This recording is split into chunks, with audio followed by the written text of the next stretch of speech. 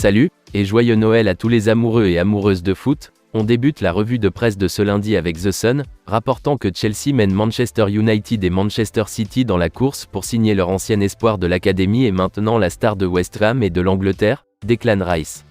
Selon le rapport, les prochains employeurs potentiels de Cristiano Ronaldo, Al Nassr, tiennent également à l'agent libre imminent de Chelsea, N'Golo Kanté.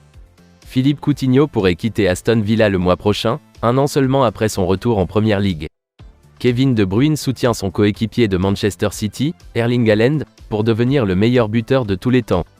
Et d'après le Daily Telegraph, Jürgen Klopp a fait l'éloge de la star anglaise absolument exceptionnelle, Jude Bellingham, mais le patron de Liverpool devra probablement faire face à un obstacle financier majeur, pour pouvoir sécuriser le milieu de terrain du Borussia Dortmund cet été. À en croire le Daily Mirror, l'attaquant du Shakhtar Donetsk, Mykhailo Mudryk, reste concentré sur un transfert vers Arsenal, leader de la Première Ligue, alors que les discussions sur son avenir continuent de tourbillonner.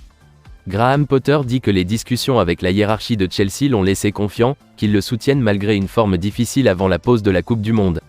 Cependant, le Daily Mail relève que Mikel Arteta soutient Eddie Nketiah pour combler le vide laissé par la blessure de Gabriel Jesus, le patron d'Arsenal affirmant qu'il a plus confiance en lui chaque jour.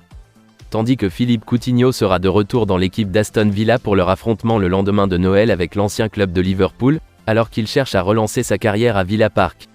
Anthony Joshua fait face à une année décisive en 2023, après avoir passé 2 ans depuis sa dernière victoire, qui est survenue contre Kubra Pulev en décembre 2020.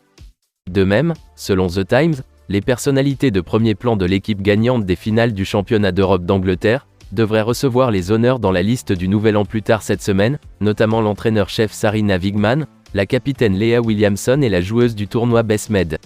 Par contre, The Independent explique que Marco Silva dit que le succès de Fulham et Crystal Palace avec des joueurs qui traversent le championnat, montre que le deuxième niveau anglais peut fournir des ajouts de qualité en Première Ligue. Et pour terminer, le Daily Record affirme que John Lundstram dit que les Rangers ont banni les discussions sur l'écart de 9 points avec leurs rivaux Celtic, alors que le derby Old Firm se profile. Steve Lomas espère que son compatriote nord-irlandais Steven Davis pourra se remettre de la blessure au genou qui a mis fin à sa saison avec les Rangers. Le patron du Celtic, Ange Postecoglou, ne risquera pas Josip Juranovic contre Hibs cette semaine, après son retour retardé à Lennoxton après la Coupe du Monde.